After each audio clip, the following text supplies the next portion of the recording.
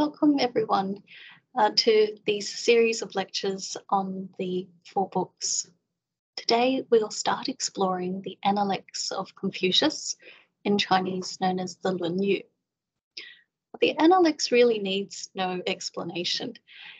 Considered one of the most influential texts in human history, and for over 2,000 years, the real authoritative guide for the teachings of Confucius. This Analects has really played a number of significant roles throughout Chinese history. For example, since the 2nd century BCE, around the time of Emperor Wu of the Han Dynasty's reign, he's pictured here, the Analects was used as a children's primer, actually as a textbook for the princes. Then when it became part of the Confucian canon, part of the 7 classics, it was read as a political and philosophical century. Zhu Xi singled out the Analects as part of the 4 books, and he considered this text as a sacred text for self-cultivation. Little did he know that after he passed away, the 4 books would become compulsory core curriculum for the civil service examinations. And so, for the last 600 years of Chinese imperial history, anyone who wanted to be part of government would have to read the Analects in the 4 books. Now, regardless of how the Analects was seen and read, it's played a very important part in Chinese culture and history. But actually not just in China. In the surrounding countries like Vietnam, Korea, and Japan, the Analects has influenced their education, ethical teachings, and ideology as well. Now, let's take a look at the book itself. The book is composed of 16,000 characters structured within 20 chapters, although in English it's often translated as books, so 20 books, as you can see here in Burton Watson's translation. And within these books, the material is found as separate individual passages. So as you can see here, I've used arrows to point out these individual passages. And the passages present in different formats. So there are standalone quotes from Confucius, conversations that he has with students and contemporaries, as well as anecdotes or observations about Confucius's conduct. On top of this, there are quotes from Confucius's students and their conversations. So these short sort of nugget bites, pieces of wisdom have really intrigued scholars throughout history and inspired many generations of Confucians, scholars, politicians who've tried to seek out their interpretation and their readings for their times to make it relevant to their generation. So these interpretations are what we call commentaries. Now, what I'd like to do now is to briefly outline the different key commentaries as well as the scholarly activity surrounding this text, the Analects, to recent times, just to give you an idea of the depth and breadth of interest in this incredible text. So, first of all, the earliest surviving commentary we have is that of Zheng Xuan from the 2nd century. And unfortunately, it doesn't come to us in full, it's only survived in parts. The earliest full commentary that we have to this day is that of the collected explanations of the Analects from the 3rd century, compiled by He Yan and his editorial team. Now, they write that they chose 8 best commentaries at that time, including, of course, Zheng Xuan's commentary. But I guess reading between the lines, you can already tell that by this time there were more than 8 commentaries and they had to choose. So this collected explanations was actually the authoritative interpretation of the Analects until the 12th century. And this was largely due to the influence of 2 sub-commentaries that were compiled in the 5th and the 10th centuries. Now, what do I mean by sub-commentaries? Well, let's take a look. Here is a page taken from the sub-commentary compiled by Xinbing. And what I've underlined here in red is the main text, the text from the Analects itself. And it's actually the third passage in the first chapter. In blue underlined is the commentary by He Yan and his team. And then you can see much smaller font, half the size, is the sub-commentary by Xinbing, which actually, you could say, are explanations of He Yan's commentary. So explanations of the explanations. So you can see there are layers of commentary. And of course, by the time of Xinbing and Huang Kan, they included many other scholars and their thoughts. So for Huang Kan in the 5th century, we saw on the previous slide, there were he named 40 commentators, and there were even more who were unnamed. So you can see the research just continued to grow. By the time of the 12th century with Zhuxi, we know that he put together the 4 books, but not only published them as a set, but also his ideas, his commentaries. He tried to sort of reinstate Confucianism through the school principle, and as a result, he didn't really refer to the traditional commentaries. He cited from 28 school of principle philosophers. So all 28 of these people had their own take on the Analects. Now, by the final dynasty of China, which was called the Qing dynasty, stretching from 17th to the early 20th century, there was a real explosion of interest and works on the Analects, so much so that the commentaries really surpassed, the number of commentaries surpassed that of previous dynasties. So here I've noted that Liu Baonan and his son Liu Gongmian, they used over 50 years to compile what's known as the most detailed commentary on the Analects in Imperial Chinese history. But that, in fact, that was surpassed by Cheng Shude in the years of the Republic of China, in which he compiled another sort of collected explications, drawing from an overwhelming 680 commentaries. Now, just to put things in perspective, the 680 commentaries were those that survived to the times of Cheng Shude. So you can imagine there were probably many more that actually didn't survive. And what you see on this particular slide are the key commentaries, but that's only in Imperial Chinese history, so before the early 20th century.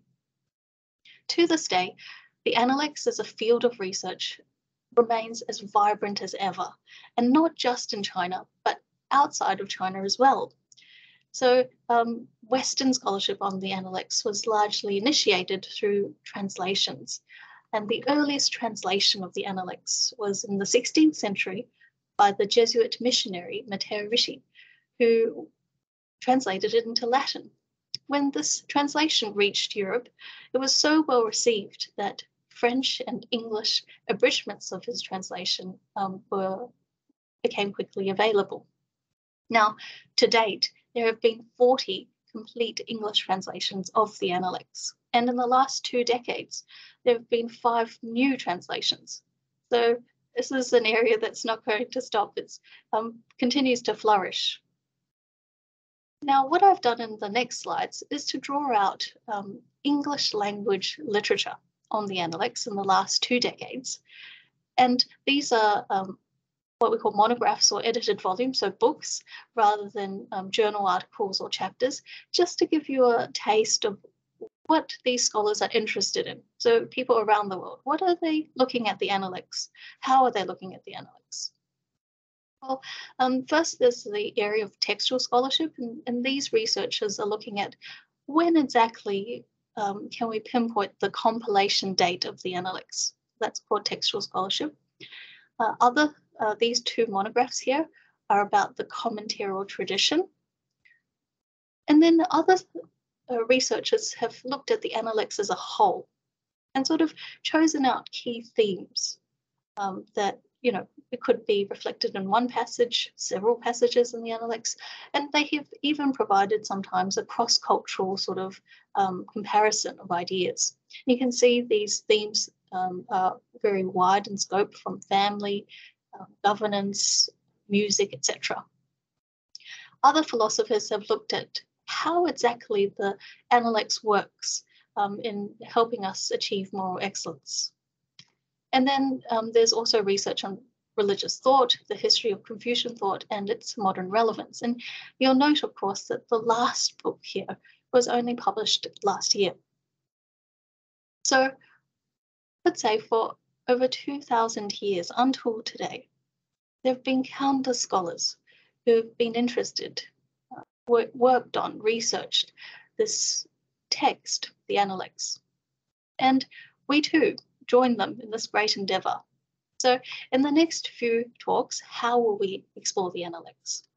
Well, Kelly and I will take you through key passages with reference to certain topics, so ones I've listed here. And even though we'll be drawing mainly from the first chapter, so the passages from the first chapter, what we'll do is we'll also explain relevant passages from the rest of the book as well. Now, as I mentioned in the very first talk, the interpretations are based on Professor Li Bingnan and Professor Zhang Xingxuan, their lectures. Professor Li Bingnan's commentary can be found in these two texts that are readily and freely available online. So what I want to start with is the title of the text, the Analects, and then we'll launch into the first passage. So according to Zheng Xuan in the 2nd century, the title indicates the significance of the text. So when talking about the title, I'm talking about the two characters, Lun Yu. And this idea was elaborated upon in the sub-commentaries. Now, Huang Kan and Xing Bin, they actually have subtle differences in how they saw the title, but they are generally agreed that the first character, Lun, has sort of 5 ideas associated with it. So order, pattern, silk cord, wheel, and discussed or compiled by students. Well, what do these mean? Well, we'll look at these separately. So the first is this idea of order. So Huang Kan talked about how the entire text is very coherent and logically structured and ordered. We said before that it's made up of 20 books or chapters. And in fact, the chapter titles are not sort of made up. They actually come from the first passage of that chapter. So here is a page from Huang Kan's sub-commentary. And you can see what I've underlined. On the right side is the chapter title, and on the left side is the first passage. So Li Ren, which means community of humanity, is in fact the first words of Confucius's quote. Obviously, they didn't take Confucius said, because that would be in a lot of the chapters, but really the first words of his quote. Now, just to give you an idea of how Huang Kan talked about the order, let's look at the very first 4 chapters. So the first chapter is called 学而, which means to learn. And why would learning be the first chapter? Learning, in fact, is one of the first things we do as a human. Now, over 2,000 years ago, Chinese scholars and philosophers were already aware that the growing fetus was learning within the mother's womb. So they talked about prenatal education. So how to really nurture not only the physical form, but the mental capacities and the character of the fetus, the growing child. Now, obviously, we learn, our learning makes us who we are, but also who we become. And in Confucian learning, it's about becoming a sage, uncovering our innate moral potential for goodness. So that's why learning, this chapter, comes first. Now, the second chapter is about governing. We know from the highest learning that if we cultivate ourselves, there are flow-on effects to our household, our community. And because of our example, people can learn, and that helps with creating harmony and order, which is exactly the idea of governing in a Confucian context. So a benevolent government. That's why it comes second. The third chapter, 8 Rows of Dances, refers to the transgressions of a noble family in Confucius's state of Lu. They were called the Zi family. And Confucius criticizes them because 8 Rows of Dances was a ritual protocol that only the Son of Heaven could use. So other families, state rulers had to use less than 8 rows. But here was the Zi family using it as part of their private family ritual. So essentially it comes, according to Huang Kan, this chapter comes third because it's sort of an example of poor governance. And then chapter 4 corrects this by talking about a community of humanity. So you can see in blue here is his explanation of the actual title and also its place within the chapters. So he says that, human beings, we're very susceptible to what's in our environment, who we associate with, particularly when we start in our self-cultivation, when we're beginning. And that's why it's so important that we choose and carefully select where we live and who we live with. Now, why does it come after chapter 4? Is because Huang Kan says that the Zi family's misdeeds were because they didn't associate with the right people. So that's why they made these mistakes and had transgressions. So simply from the first 4 chapters, you'll get the idea that there's this, Huang Kan is talking about this coherence within the text itself through the chapter titles. Here is that of pattern. Now, he said that the Analects as a whole, as a text, encapsulated or embodied all of the patterns that we find in the world, including the human realm. Sounds quite abstract. So what I did is extracted 2 passages from chapter 3, and I wonder whether you can identify the underlying theme here.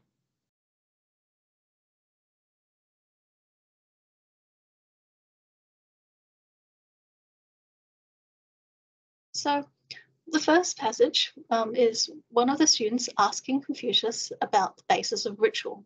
Confucius says, well, that's a great question. In ceremonies, prioritize simplicity to lavishness. In funerals, prioritize grief to formality. In the second passage, he talks about authority without generosity, ceremony without reverence, and mourning without grief. He can't stand it. So the underlying theme here is living life with authenticity, with sincerity. So it's more about our attitude to life rather than the superficialities. So here, for example, it's more important to feel this emotion of grief at funerals rather than just go through the motions of formalities. So that's this idea of pattern. The third idea is that of a silk cord, and that's simply because the character Lun, that first character, sounds exactly the same as this silk cord Lun. And arranging silk threads was a metaphor for governing, or good governance. And that's very aptly expressed by Zhao Pu here, who was the very first chancellor of the Song dynasty. And he said, I used half of the teachings of the Analects to achieve national stability for Emperor Taizu, who was the first emperor of the Song dynasty. So, that doesn't say that the other half of the teachings are useless, but it means, of course, that what we find in the Analects is very meaningful and profound, so much so that even some of the passages can have such a great effect, particularly in government. So that's this idea of good governance. The fourth meaning is a wheel. And as a wheel can sort of continue turning perpetually, well, it alludes to the idea that the material in the Analects, this content, is of timeless principles. And because it's timeless, can be handed down from generation to generation and valued and appreciated by different scholars and relevant to different times. So as we know, It was part of the 7 classics in the Eastern Han period, then became part of the 4 books, then the civil service examinations or compulsory curriculum. So throughout Chinese history, the Analects has been very influential. This is the idea of a wheel. And finally, the 5th connotation is that this lun means it was discussed by students. And this is an extract from the historical text History of the Former Han. And it describes the traditional view of how the Analects was compiled. So it states that shortly after Confucius passed away, the students and their students, the 2nd generation students, came together and compared notes that they had based on what they recorded about their teacher. And it sort of reminds me of, if we were to attend a lecture and after the lecture we compare notes with our classmates, and we find that, everyone seems to have honed in on different things. So what they obviously had to do, as we would need to do, is to sort of debate and discuss, what were the points, what was important. Sometimes maybe what Confucius said was quite profound. So it needed to be thoroughly discussed before being set down and recorded. Well, that's a traditional view, but modern scholarship provides evidence that the Analects was not compiled at one particular time or place, but was more likely to have come about over a longer period of time through several hands, several editors, and as a series of books before it became what we now read as the Analects today. So this is the idea of discussed by students. So this first character, Lun, already sort of gives you an idea of what the Analects is about and how it's structured and how important the material is. The second character, Yu, simply means discourse or dialogue, which you can see from, the passages that sort of like little snippets of conversations that Confucius has with his students, with contemporaries, that was, heard and recorded by others. Now, I particularly like this passage from Professor Du Weiming in his book chapter here. And he talks about the function of these snippets of conversation. He says, the purpose in compiling these digested statements centering around Confucius is not to present an argument or to record an event, but to offer an invitation for its readers to take part in an ongoing conversation. Dialogue is used to show Confucius in thought and action. He's not an isolated individual just having a monologue, but he's really at the center of various relationships. And because it's him talking, it reveals his ambitions, fears, joys, commitments, etc. And Confucian scholars, for centuries, learned to reenact the awe-inspiring ritual of participating in a conversation with Confucius through the Analects. So this structure is very different from the highest learning, in which, highest learning is almost like an essay with key sort of an outline and then development of the argument. Whereas here in the Analects, you'll see that each of these passages are quite individual and unique, and sometimes with little context. So that's where we come in, and as the reader, to really participate in this conversation and really do some thinking. So without further ado, let's look at the very first passage. Now, this is quite short, so I'll read it out in English first before we discuss it. The master said, learning and constantly applying this learning, is it not enjoyable? To have friends coming from afar, is it not delightful? Feeling no discomposure when not understood by others, is one not an exemplary person? Now, a few points of convention before we discuss the actual meanings. First of all, master here refers to Confucius. So in Chinese, 子曰, the 子 has several meanings if you look it up in the dictionary. But according to the earliest commentator, Ma Rong, who was the teacher of Zheng Xuan, he says that the 子 refers to, or is a term of address for adult males in ancient China. But also it's used as a respectful term of address for one's teacher. So here, as we said, it was Confucius's students who compiled the book, and therefore they just simply refer to him as their master, and they don't need to necessarily put his surname. So that's the first point. The second point is the English translation. These passages are often numbered. So as you can see here in the brackets, the first number relates to the chapter. The second number relates to the passage within that chapter. So as I said, this is the first passage in the first chapter. Now, modern readers have observed or noted that this first passage seems quite prosaic. Seems a little too ordinary to be the first passage for such a venerated text. If we compare it to what we've previously looked at, so the way of the highest learning, what was the opening line there?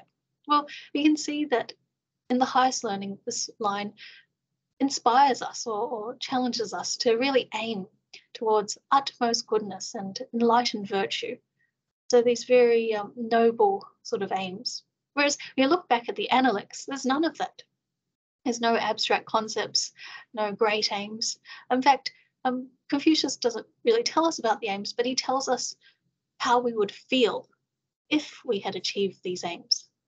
And in some ways, this is something that we can all relate to.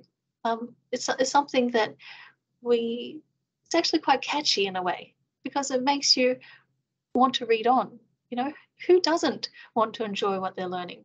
Who doesn't want to, win friends and influence people and not feel annoyed or depressed? So it makes you want to read on.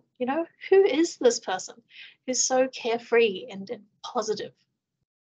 In some ways, I can imagine if Confucius is sitting in front of me saying these words, I can imagine him smiling when he says this.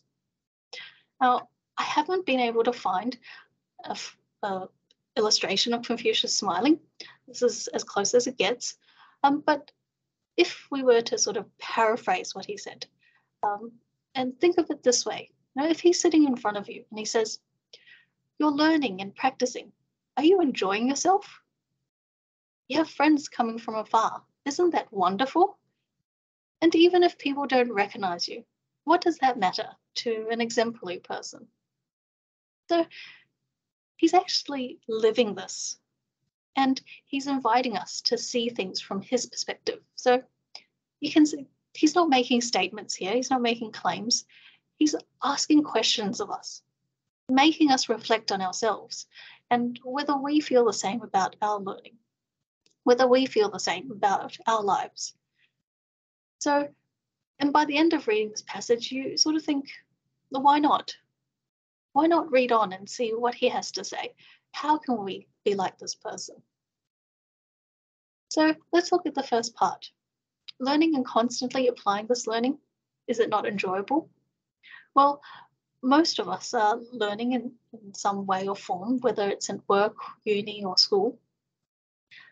Are we enjoying ourselves? Notice here, of course, Confucius doesn't say, is it not occasionally enjoyable or only enjoyable at times? This is a one-to-one relationship here between learning, application, and enjoying yourself. Now, if we're not enjoying ourselves, why is that?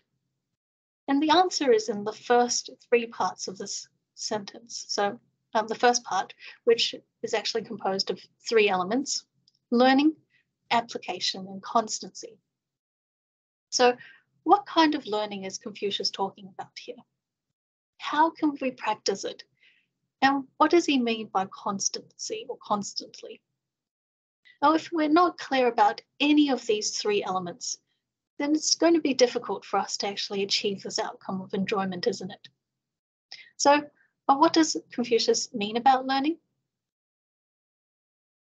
According to Professor Li Bingnan, Zhu Xi, Qian Mu, and other scholars, they noted that this sixth passage in the seventh chapter was Confucius's educational framework. This is the way that Confucius learnt.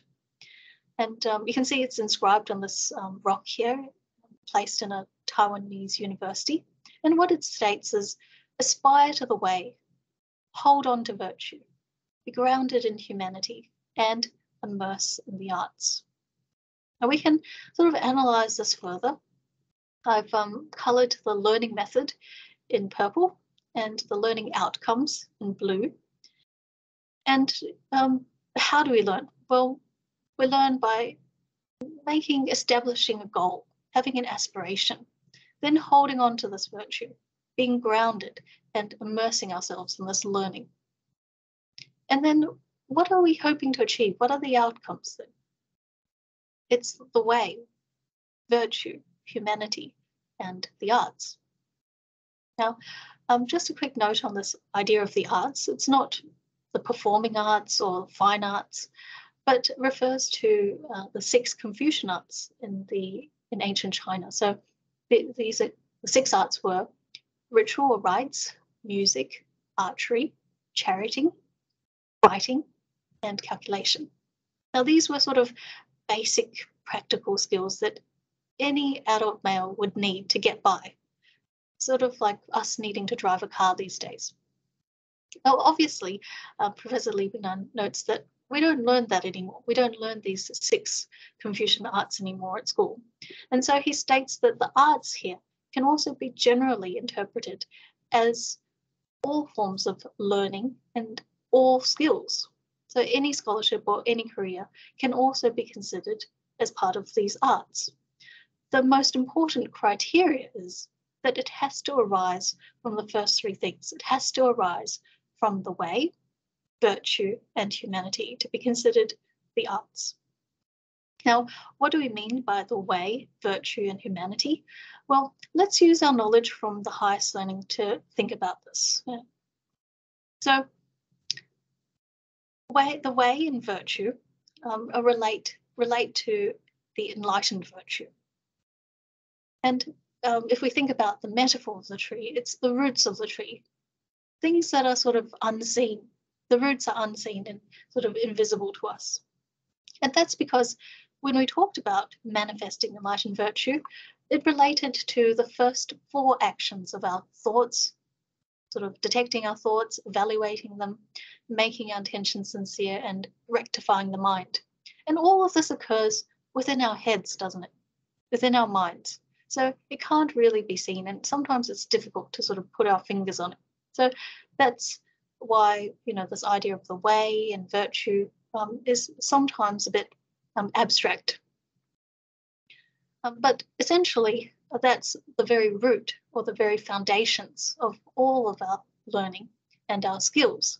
So just like the tree, the root is the priority. The roots have to grow first before the rest of the tree naturally develops. So what's the rest of the tree? It's, as we note here, loving the people. So humanity and arts. Humanity can be likened to the trunk of the tree. It's a virtue, but also it's visible because it's how we relate to others and empathize with others. And then the arts, as we just mentioned, are the skills and knowledge that we have, things that we use, tools, to be able to express our humanity. So if we think of the metaphor of the tree, it's the branches, flowers, and fruits, things that people can enjoy in the tree. But it all comes and arises from the roots. So it has to arise from the virtue and the way. As you can see, this kind of learning that Confucius is talking about is none other than the highest learning. And this learning is actually compatible and inseparable from all other forms of learning and skills in our life. So, as an example, imagine if we worked as an accountant. We could also engage in this learning. How? Well, accountancy becomes our arts. The skills and the knowledge that we immerse ourselves in during the day is accountancy, isn't it?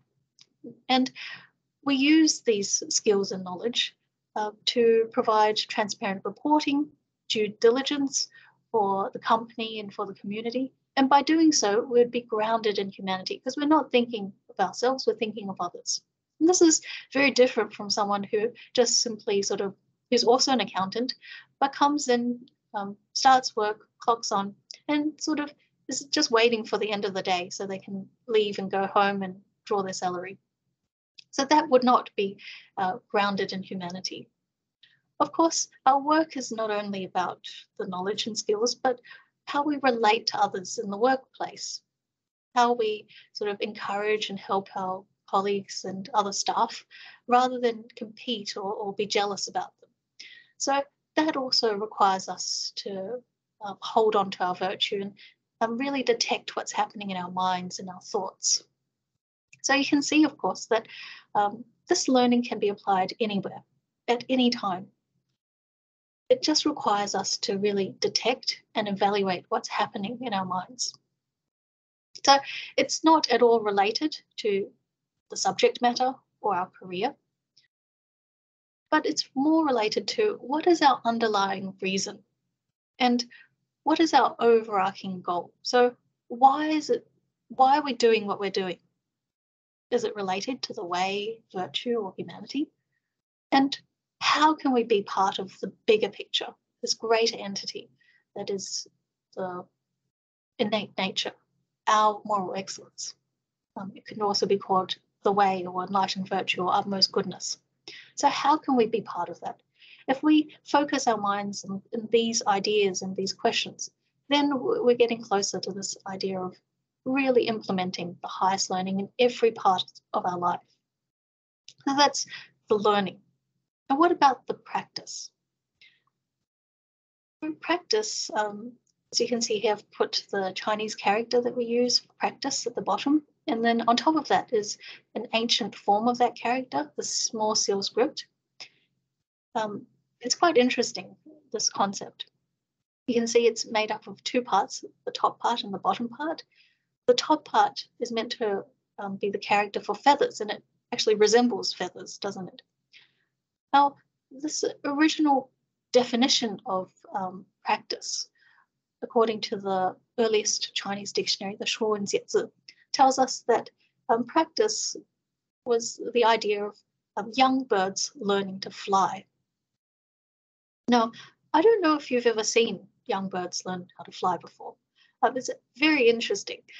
But what happens is that the parent bird leads the child bird, their child, up onto high ground or a ledge, and then stands there flapping its wings in front of their child. The child imitates, also flapping its wings, and then after a while the parent flies off. The child, also wanting to imitate, tries to fly, but often lands flat on the ground. What happens next? They simply pick themselves up.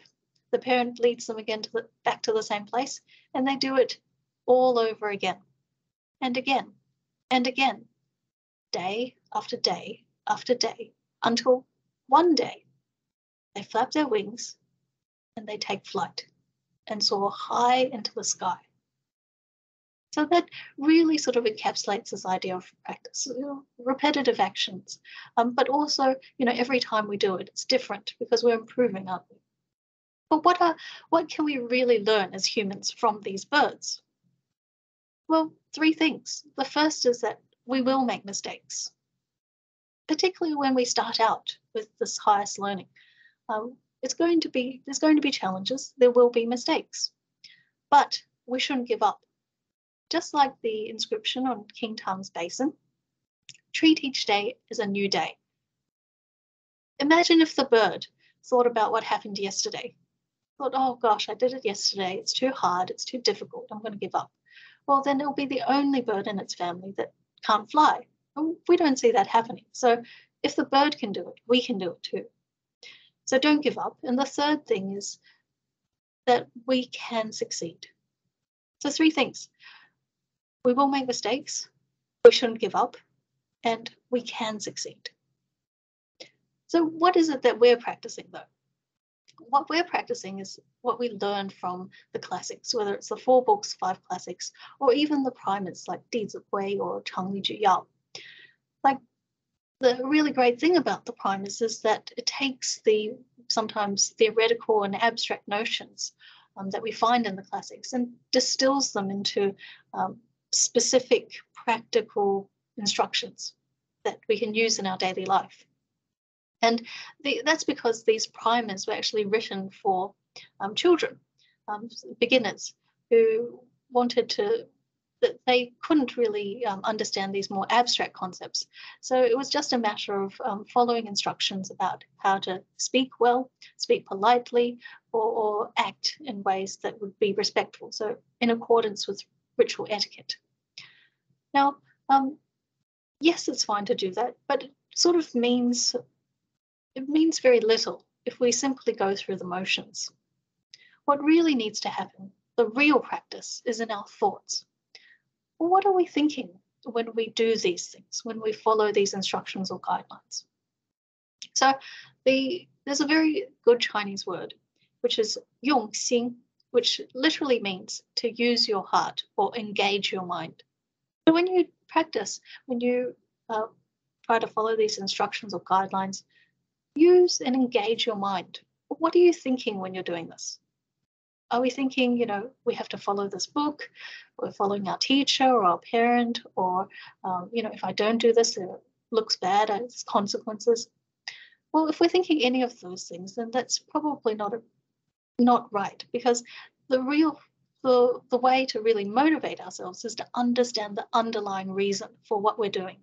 And we're all adults now, so in some ways we need to know the reason. And we need to be able to use these instructions to really express ourselves, because that's how they work. If we want to show respect, or we want to show gratitude, then these are the ways that we can, on the sort of socially accepted codes of conduct. So this is where the real practice is. It's in our thoughts. That's, as the highest learning says, that's where the priority is, detecting these thoughts. Now, I want to give you an example from the Deeds of Way, so that we can work through it. It states here, we should repay the kindness of others. We should let go of our anger, spend less time holding grudges, and more time repaying kindness. So this is very important. And I'm sure that most of us in our lives have sort of encountered someone that we didn't really get along with. Maybe, they never had anything good to say. They're always very critical. And, whatever we say, we're wrong. Whatever they say, they're right. And there's nothing we can do about it. So might be exaggerating here, but let's just use this as an example. So every time we meet this person, we have to practice. This is where the practice is. And it's like the bird flapping its wings. So we meet this person with sincerity. We think of their kindnesses, let go of grudges, forget about what happened yesterday, and start afresh by seeing them as the great person that they are because of their kindnesses. So, you might greet them with sincerity, but then after a while they start talking and it's the same thing again. It's almost like they're trying to provoke these negative emotions in you. And you start to feel this anger or annoyance. And that's when you're like the bird that's fallen flat on the ground. Now, if you can detect your thoughts, what you do is pick yourself up, reset the button, and start all over again. Forget about what just happened. Think back to their good points. Now, if that doesn't work, then try thinking about the fact that, it's not about them. It's not about you. It's actually about this underlying harmony, whether it's for the family, for the organization.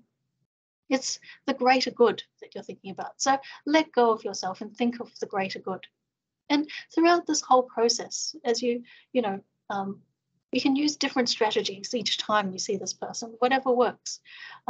You think from their perspective, be sensitive to their feelings rather than let go of what you're feeling so that you can be fully immersed in their thoughts, or simply just think about the greater good, as I said. But the entire time that you're doing this, every time you meet them, you're really trying to detect your thoughts, aren't you? From when your mind changes from sincerity to when it becomes moved and starts to feel these negative emotions. And if you can pick up on that, then you're already doing quite well. So you do this every time you meet them. You practice this until the day that you meet them, have a conversation, and not only do you not feel annoyed, but you actually feel happy. And that's when you're flying. That's the learning and the practice coming together. And you feel good about it. So, as I mentioned, practice is so important. There's no amount of reading, reciting, or actually, listening if you don't put these instructions or what we read into practice. And this practice is not just about words or actions, it's about changing and detecting our thoughts. There's another Chinese character that springs to mind when I think about this, and it's Xing De. So that literally means our heart or our mind, and De is to get it, to attain something. So it's when we put it into practice that we actually get it. And this getting it is not, we're not getting anything from, we're not actually getting anything. We're just realizing something that was already there. When we talked about the highest learning, we're realizing our enlightened virtue. It was always there. We just needed to manifest it. We're realizing our true mind rather than our false mind. And in some ways, it's not some sort of superpower, but it's what we already have, these abilities. So when we think back to this example, you always had the ability to be nice to this person, to feel good when you talk to them. But you just didn't consciously put an effort to uncover that part of yourself. So the more that we practice, the more that we uncover of these great parts of ourselves, and we realize that underlying way and virtue that we have. So that's the learning and practice that Confucius is talking about. Now, practice is so important.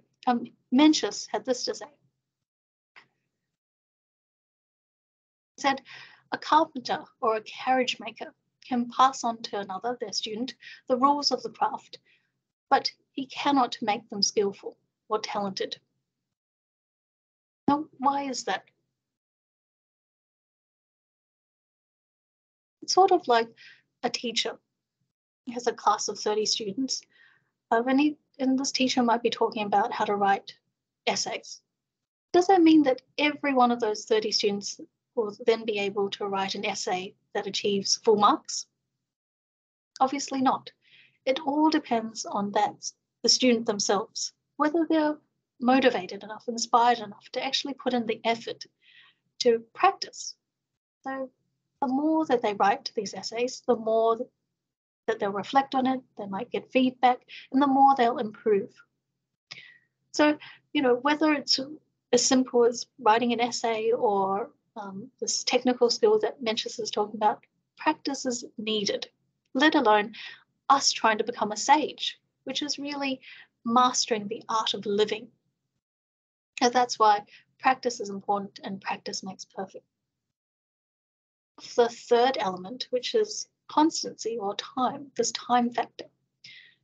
Now, the commentaries have talked about how it could also relate to timeliness. The earlier that we start learning, the better, but also sometimes different seasons of the year, we might read different texts, or even during different times of the day, we might do different things or learn different things.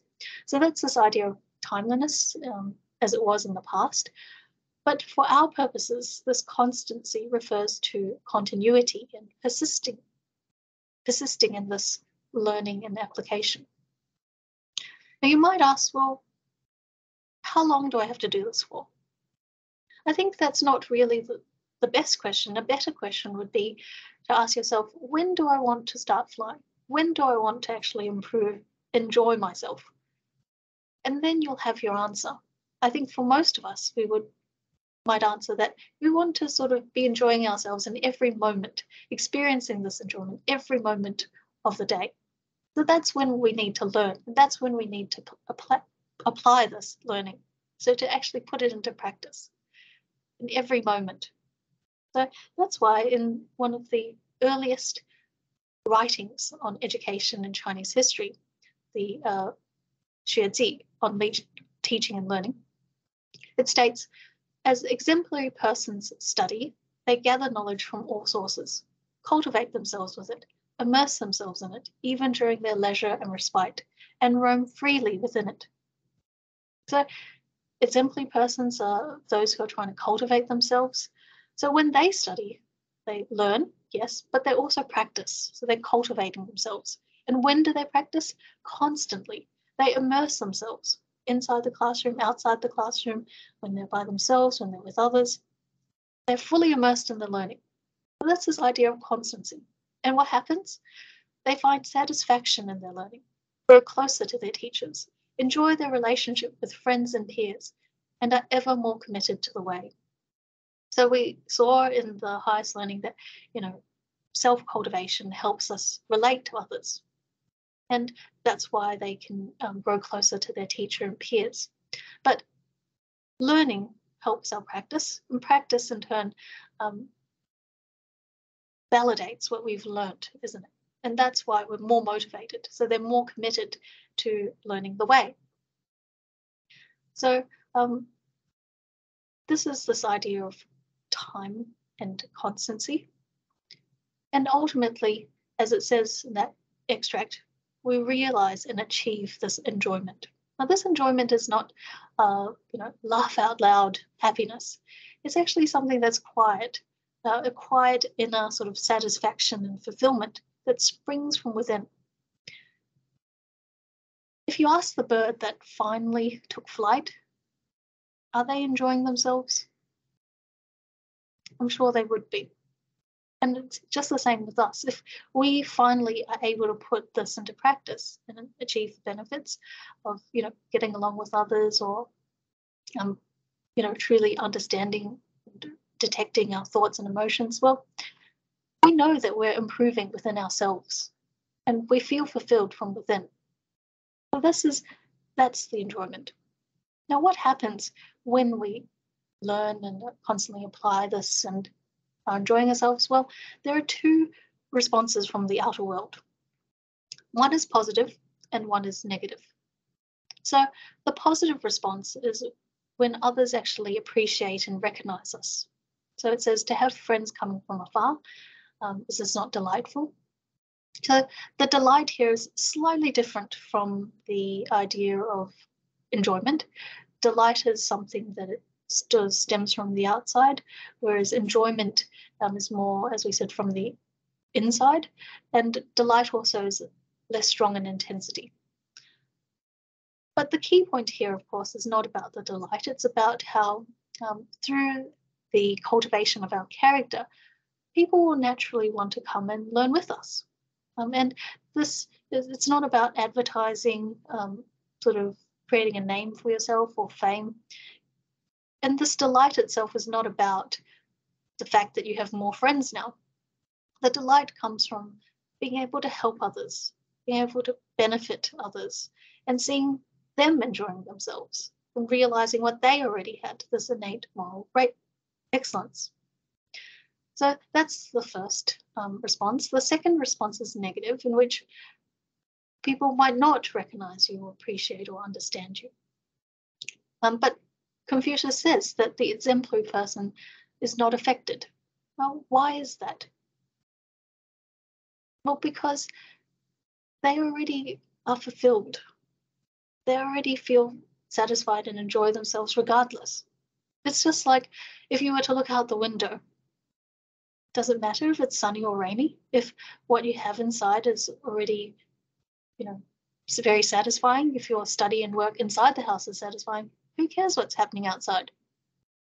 If it's sunny, yes, you can go out and meet some friends and contribute to the community. But if it's not sunny and it's raining, hail, or snowing, then you just stay inside and you continue doing what you need to do. So this idea is a key idea in throughout the Analects. Confucius actually talks about it in 3 other passages. And you can see, he says, unconcerned about not being known by others. So don't be concerned if people don't know you. Be concerned if you don't know or understand others. Why? Because then you can't benefit them. And then the second, from chapter 4, unconcerned, don't worry if you don't have a position, just be worried if you don't have the abilities to take on a position. Again, he says, don't worry if others don't know me, seek to be worthy to be known. So cultivate your character. And then ultimately, again, repeats itself by saying to work on your own abilities. So this is where we need to put in our efforts.